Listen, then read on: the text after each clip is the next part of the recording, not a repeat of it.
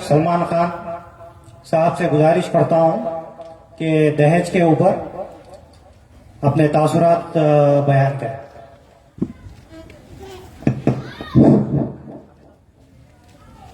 औज़ुबिल्लाहि मिनश्शैतानिर्रजीम। बिस्मिल्लाहिर्रहमानिर्रहीम। अस्सलाम वालेकुम रहमतुल्लाहि व बरकातुहू। पहले तो मैं अल्लाह का लाख लाख मैं शुक्र अदा करता हूँ और उसके बाद हमारे अख्तर साहब का मैं शुक्रिया अदा करता हूँ। माशाअल्लाह इस महल्ले के, इस बस्ती के नौजवान के जज्बे को अल्लाह कबूल करे, क्योंकि अल्लाह जिससे काम लेना चाहता है उसी से लेता है। मैं आपको ये बात से मैं वाज़ेह करना चाहता हूँ, क्योंकि मैं खुद ये चीजों से गुजरा हुआ हूँ। अल्लाह का करम है कि जब मैं अख्तर से मिला, अल्हम्दुलिल्लाह, जो मैं वो इंसान में जो जज्बा होना चाहिए, जो एक मोमिन में जज्बा होना चाहिए, मैं वो अख्तर में देखा। तो अल्लाह अख्तर के जो है ना जिंदगी में खुशी दे और उनके जज्बे को अल्लाह कबूल करे, उनके खिदमत को अल्लाह कबूल करे। और उसके बाद जितने लोग यहाँ पर माशाअल्लाह मासूम मासूम छोटे छोटे बच्चे भी है, अल्हम्दुलिल्लाह ईमान का जज्बा रखकर नौजवान साथी भी है। अल्लाह का करम है, आप लोगों के जज्बे को भी अल्लाह कबूल करे। आप लोग अपना कीमती वक्त निकाल कर, माशाअल्लाह वक्त हो रहा है 10:30, तो आप लोग सब अपने मसरूफियात को छोड़कर यहाँ पर आए और ये जलसे में आप लोग शामिल हुए। आप सभी का मैं शुक्रिया अदा करता हूँ। सवाल ये है कि आज हम ये दिन यहाँ पर जमा क्यों हुए? सवाल ये है, हम क्यों हुए, क्यों? अगर यहाँ पर अगर कॉमन एक एग्जाम्पल अगर मैं एक सवाल पूछूंगा तो सबके दिलों में ये जवाब रहेगा कि आयशा ने जो सुसाइड किया, उस ताल्लुक से हम यहाँ पर अपने गुस्से का हो या बेदारी का हो, कोई भी हो मकसद, हम लोग यहाँ पर जमा हुए। तो बहुत अफसोस है इस बात का, अगर हम इसलिए जमा हुए क्योंकि हमारे माशरे के अंदर कई ऐसे आयशा खुदकुशी कर लेती है बंदरूमों में जो मालूम नहीं है हमको। आयशा ने वीडियो बनाकर सोशल मीडिया पे डाला तो हमारा ईमान का जज्बा जाग उठा। तो सोचिए वो आयशा का क्या जो अपने मायके आती है, ना अपने बाप को बोलती है, ना अपने माँ को बोलती है अपना दर्द, ना अपनी तकलीफ, रूम में जाती है और खून के आंसू बहाकर अपने शौहर के हक में दुआ कर कर फांसी लगा लेती है। तो वो आयशा का क्या, वो आयशा का क्या जो अपने माँ बाप की, जो फूल सी जैसी कली, जो फूल जैसी कली, जो फूल जैसी उनकी तरबियत होती है, उनकी खिदमत जो ना, उनके इतने तकलीफात के बाद उनके बेटियों को पालती है, वो मेहनत का क्या? सोचिए नौजवानों, सोचिए साथियों, क्योंकि कई ऐसे मौत है ये चीज से बड़ा। तुमको भी इस मिट्टी की गिजा बनना है, हमको भी इस मिट्टी की गिजा बनना है, कोई आगे कोई पीछे।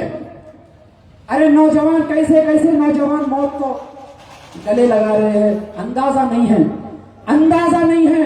आज मैं अपनी तकलीफ आपके सामने इजहार इसलिए कर रहा हूं, ना जाने कोई मेरे पास से अगर कोई नौजवान अगर मुतासिर हो जाएगा तो वो नौजवान 100 को मुतासिर करेगा। मेरा मकसद ये है, आज हम यहाँ पर सिर्फ आयशा के लिए नहीं जमा हुए। हमारे माशरे में कई ऐसे कहानियां हैं, कई ऐसे तकलीफें हैं, कई ऐसे बातें हैं जो हमारे माशरे में जिनको करना है वो लोग नहीं कर रहे हैं। तो मैं बहुत तकलीफ के साथ मैं अल्फाज को बयान कर रहा हूँ। हमारे हैदराबाद के अंदर ही नहीं बल्कि पूरे दुनिया में ऐसे तकलीफदार नजारे आए जो हमारी माँ और बहनों को हाथ फैलाना पड़ा गैर लोगों के सामने।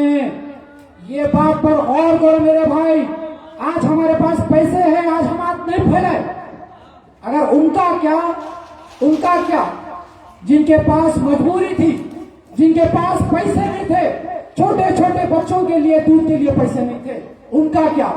आज हमारी माँ और बहनें, अल्लाह ने जो हमको मंजर दिखाया, जो वबा कोरोना वायरस के जो नाम से आई, उसके अंदर ना जाने हम कैसे कैसे तकलीफ देखे, मगर हम फिर भी गुमराह। इतने तकलीफ, इतने परेशानियां, फिर भी हम नाइतफाकियां, हमारे बीच में दुश्मनियां, हमारे पद पीछे, हमारे बारे में ना जाने लोग क्या क्या कहते हैं। क्यों क्यों क्यों? दीन की कमी, नमाज से दूरी, कुरान से दूरी। आज अगर हम कुरान जब हाथ में लेते हैं तो हम कसम खाने के लिए लेते हैं, वही कुरान हम पढ़ने के लिए नहीं लेते। जज्बात में जब कोई इंसान आ जाता है तो कुरान की कसम खाता है, हाथ में लेता है, सर पे लगा लेता है। अगर वही कुरान अगर पढ़ने के लिए लगा लेता तो वह मजबूर होता नहीं। आज हम हर चीज से दूरी, हर चीज से दूरी। अल्लाह हमसे नाराज है। अगर हमको अल्लाह को अगर राजी करना है तो पहले रिश्तों को सुधारो। ननन और भावज के, ननन और भावज के रिश्ते, सास और बहू के रिश्ते, दामाद और ससुरे के रिश्ते, ये सुधारो, माशरे में तब्दीली आएगी। हमारे लोगों के पास फैसले करने नहीं जाते मेरे भाई। जो ला इलाहा इल्लल्लाह मोहम्मदुर रसूलुल्लाह जो ज़बान से निकलता है ना, लड़ने वाले भी मुसलमान, दोनों भी मुसलमान। किसके पास फैसला करने जा रहे हैं आप लोगों को? मैं खुले अल्फाज में नहीं बोलना चाह रहा हूं, क्योंकि आज के हालात जो कुरान में कहा गया है वो बिल्कुल आज दिखाई दे रहे, हमको दिखाई दे रहे। आज माँ बाप जब बूढ़े होते हैं तो उनकी इज्जत नहीं की जाती, नहीं की जाती। उनको ओल्ड एज होम में लेकर जाकर छोड़ा जाता है। ओल्ड एज होम ज्यादा है हमारे हैदराबाद में, ज्यादा है। इतने हैं, हम सब जाके वहां पर रह सकते हैं, इतने ओल्ड एज होम है। क्यों मेरे भाई, क्यों? ये शहर में जितने ओल्ड एज रहेंगे, याद रखो अल्लाह की लानत रहेगी वहां पर, अल्लाह की लानत रहेगी। जब तक तुम अपने माँ बाप की इज्जत और उनकी तरबियत को नहीं समझोगे मेरे भाई, तुम जन्नत के दरवाजे तक नहीं पहुंच सकते, नहीं पहुंच सकते।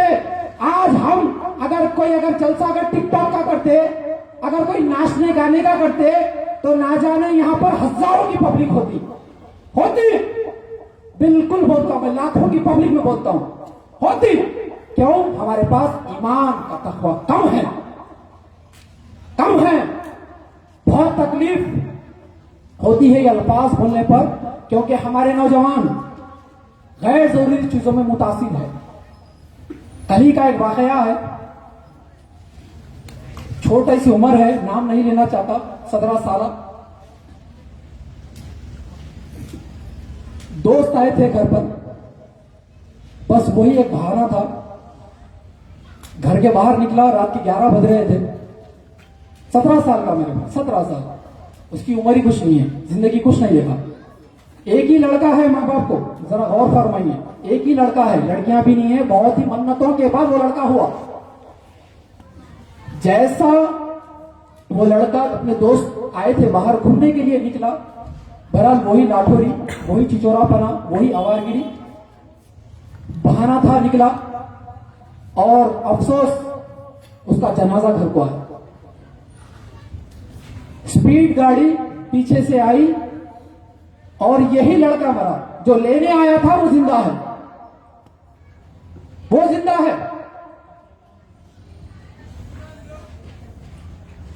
तो बताओ वो माँ बाप, उनका क्या जो तकलीफ जो उनको होती है। याद रखो मेरे भाई, आज हमारी उम्र छोटी है, तो 17, 18, 19, 20, 21, 22 साल के लड़कों के लिए बोल रहा हूं, क्योंकि हमारे माँ बाप हमारे लिए बहुत उम्मीदें रखते हैं कि अरे भाई हमारा लड़का कुछ करके दिखाएगा, हमारा नाम रोशन करेगा। मगर आज के लड़के, आज के नौजवान होटल और नाचना गाना, आशिकी, इतने गंदे गंदे चीजों में मुतासिर, जिससे आने वाले नस्ल को खतरा है। तो सोचो, वो मां को सिर्फ एक लड़का था, चले गया दुनिया से, कल ही इंतकाल हुआ, कल ही इशा में नमाज जनाजा पढ़ाई गई कल। तो सोचो मेरे भाई, उस मां के ऊपर क्या बीत रही होगी। 17 साल का, 17 साल का लड़का उनकी आंखों के सामने से चले गया और माँ बोल रही थी रात हो गई बेटा मत जा, रात हो गई बेटा मत जा, मगर उसकी ख्वाहिशात को पूरी करना था, उसके दोस्त के साथ घूमना था, उसके दोस्त के साथ फीटी ठाटा करना था, उसके दोस्त के साथ गाड़ी भगाना था, उसकी ख्वाहिश थी और उसकी ख्वाहिश उसको दुनिया से लेके चली गई। अगर हमारी ख्वाहिश अगर अच्छी होती तो हमारे माशरे में ये चीजें हमको ना दिखाई देती। मेरे भाई, हिंदुस्तान में आपको बताते हुए मैं बहुत अफसोस करूंगा, क्योंकि हिंदुस्तान एक ऐसा देश है कि जहां पर सेकेंड लार्जेस्ट मस्जिदें हैं, सेकेंड दुनिया में, पूरी दुनिया में सेकेंड लार्जेस्ट अगर मस्जिदें हैं तो वो हिंदुस्तान है। अच्छा बताओ मेरे को, कितने मस्जिदें आबाद है, कितने लोग नमाज को जाते हैं मुकम्मल 5 टाइम की? अफसोस है, अफसोस है मेरे भाई। अगर मस्जिद शहीद हो रही है, अफसोस मत करो, क्योंकि अल्लाह नाराज है। अरे तुम नमाज को ही नहीं जाते, फिर तुमको कोई हक नहीं है मस्जिद शहीद हो गई, मस्जिद टूट गई, बोलने का कोई हक नहीं है, कोई हक नहीं। अगर तुम नमाज को पाबंदी से जाते तो अल्लाह भी तुम्हारा जो है ना रास्ते बनाता। मगर आज अफसोस है कि हम कभी भी अगर कुछ होता है, अगर ऐसा वीडियो बनाकर अगर खुदकुशी कर लेती है तो हमको तकलीफ होती है, अरे हमारी बहन चले गई, उम्मत की बहन, अरे उम्मत की बेटी चले गई। अगर एक छोटे बच्चे को अगर कुत्ता काट के अगर मार देता है तो कुत्ते पकड़ने के लिए निकलते हैं। तो परंतु जो चीज होती है जो दर्दनाक होती है, उसके बाद ही हमको ईमान का जज्बा जाग उठता है। अरे भाई हम इसके लिए लड़ना है, इसके लिए लड़ना है, इसके लिए लड़ना है। तो बहरहाल बहुत ऐसी सारी चीजें हैं। लॉकडाउन जैसा मंजर हमने सभी ने देखा, जिसके अंदर कई हमारे बहनें रोड पर निकलकर मांगने पर मजबूर हो गई, बहुत मजबूर हो गई। अल्लाह हमारे बीच में वो वैसे तकलीफात नज़ारे ना लाए। दुआ करिए और हैदराबाद के हालात जल्द से जल्द बदलने के लिए आप लोग कोशिश करिए। अफसोस होता है हैदराबाद के अंदर, आपको मैं परसेंटेज बताता हूं कितने लोग गरीब हैं। 63% लोग आज गरीब हैं। 63% गरीब बोल रहा हूं मैं, गरीब मुसलमान। 63%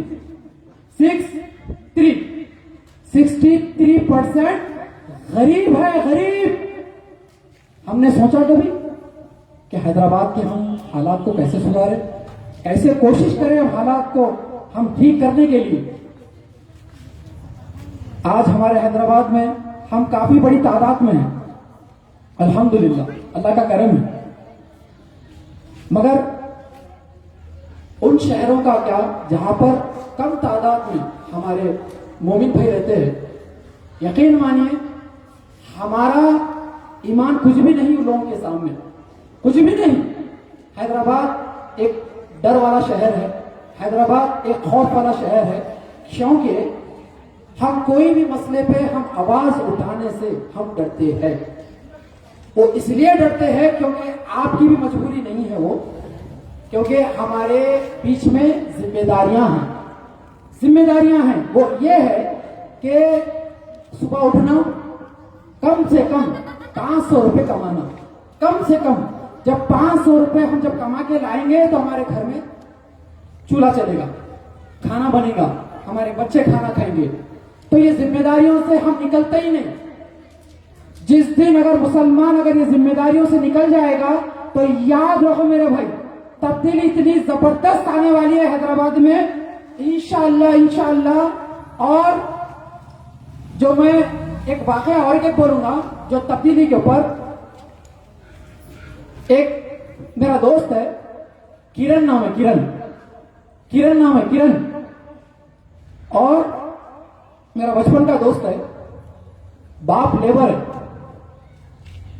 मां भी लेबर है, घरों में काम करती है किरण। यकीन मानिए अगर उनकी गुर्बत देखेंगे ना मेरे भाई, आंखों में से आंसू निकल जाना। आप और बहुत अच्छे हैं, माशाल्लाह बहुत अच्छे हैं। किरण, इतनी गुर्बत, इतनी गरीबी,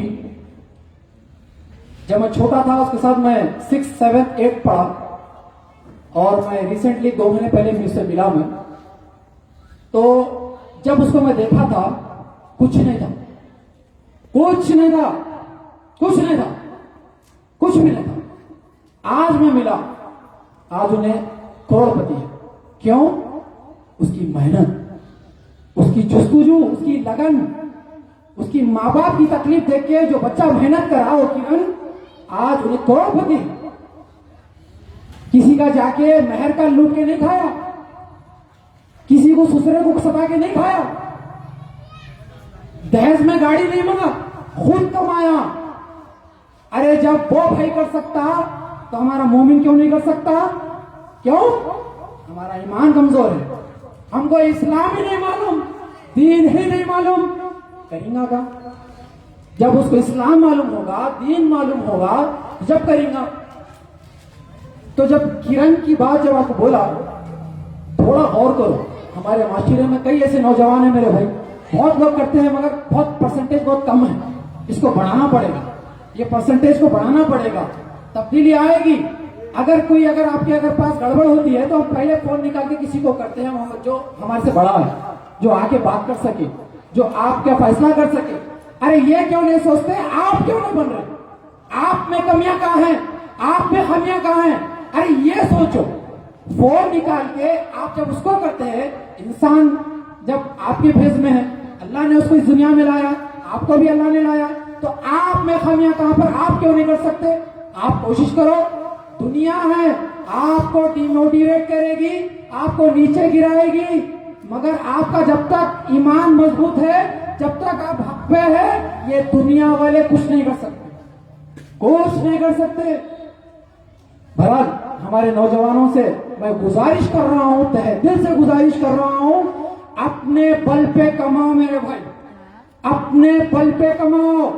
3 टाइम खाना खाओ, जिंदा रहते, मगर किसी को नाजायज, किसी की बहन को, किसी की बेटे को मत सताओ। और मैं बच्चों की तरफ से ही बात करूंगा, लड़कों की तरफ से ही बात करूंगा। जो लड़कियों के जो रिश्ते आते हैं, आज लड़कियां माशाल्लाह बहुत पढ़ रही है, MBA, BEd बहुत अच्छा ज्यादा पढ़ रही है, उनके भी ख्वाहिशात ज्यादा हो चुके हैं। लड़कियों के जो माँ बाप है, ओपन कल्चर पे ज्यादा भरोसा कर रहे हैं, बहुत ज्यादा। बुरखा चले गया, माउंटो आ गया, बुरखा चले गया, माउंटो आ गया। अब वो माउंटो भी चले गया, बेहयाई आम हो गई। तो कई ऐसे हमारी बहनें हैं, बहुत है, अफसोस होता है हमारी बहनों के लिए, मैं बोल रहा हूं, बहुत अफसोस, बोलना पड़ता, मजबूर हूं। जब तक मैं नहीं बोलूंगा उनको शर्म नहीं आएगी। तो बुरखा चले गया, माउंटो आ गया, माउंटो चले गया, बेहयाई आ गई।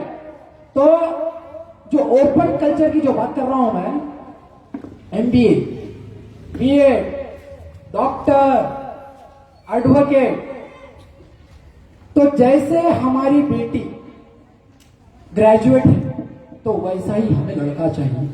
और कैसा लड़का चाहिए? Dubai, Australia, Canada, America, Riyadh, Saudi, Indonesia, Africa, सब जगह। कमाना कितना? 4 से 5 लाख रुपए कमाना, तो हम आपको बेटी देते, हम आपको बेटी देते। तो बहरहाल थाली एक हाथ से नहीं बसती, 2 हाथों से बसती। तो यहां पर भी खामियां हैं, वहां पर भी खामियां हैं। तो ये चीजों को सुधारने की जरूरत है। तो मैं बहुत काफी वक्त ले लिया हूं आप लोगों का, इंशाल्लाह फिर मुलाकात होगी अपनी। और क्योंकि बहुत कम नौजवान होते हैं, मैं समझता हूं यहाँ के तकरीबन हमारी माँ और बहनें घर में बैठकर सुन रही है, मैं समझता हूं कि आप लोग मेरे बात से सहमत होंगे, क्योंकि मैं कुछ ऐसी बातें बोल देता हूं जो चुप जाती है। तो बहरहाल अगर आप लोगों को कुछ मेरी बातों से अगर कुछ तकलीफ हुई है तो मैं माफी चाहता हूं, क्योंकि मैं हक बात बोलने से पीछे नहीं हटता, बोल देता हूं। जो 60,000 रुपए की गाड़ी नहीं खरीद सकता, वो अपनी माँ और बेटे को क्या पालता? 60,000 की गाड़ी नहीं खरीदता, तो बहरहाल हमारे माशरे में हमारे जो नौजवान हैं उनके अंदर भी बहुत नादानियां हैं, बहुत नादानियां हैं। बहरहाल जो अल्लाह का घर है सिर्फ नमाज के लिए नहीं, जो अपने अपने मस्जिदें हैं जहां पर मोहल्ले की मस्जिद होती है वहां पर अपने मोहल्ले के नौजवानों को जोड़कर डेली डेली इमाम साहब से भी मेरी गुजारिश है यहाँ के मस्जिद के डेली पकड़ पकड़ कर लेकर जाकर वहां पर दीन की दावत दें। दीन क्या है बताइए। यहाँ के मैं जितने भी अगर कोई है यहाँ पर इमाम साहब मस्जिद के, उनसे मेरी गुजारिश है कि तकरीबन आप दिन में 10 मिनट या 15 मिनट पकड़ पकड़ कर लेके जाइए मेरे भाई। मासूम मासूम बच्चे नहीं, अल्हम्दुलिल्लाह मुझे बहुत भरोसा है कि हमारे मोमिन भाई इंशाअल्लाह साथ देंगे हालात बदलने के लिए, साथ देंगे आप लोग, क्योंकि मेरे भाई आने वाला फ्यूचर हम है, आने वाला फ्यूचर हम है। अगर ये काम नहीं करेंगे तो हम बर्बाद है, बर्बाद है हम अगर ये नहीं करेंगे तो बहरहाल आने वाला सोचो क्या होने वाला है। बहुत बुरे हाल है फिलहाल हमारे मुसलमानों के, हर घर में परेशानियां हैं, हर घर में तकलीफ है। आज एक एक महीने के किराए के लिए लोग आज परेशान हैं, बहुत परेशान हैं। किसी के पास कारोबार नहीं है, किसी को जॉब नहीं है, कई ऐसे नौजवान हैं जो आज बेरोजगार हैं।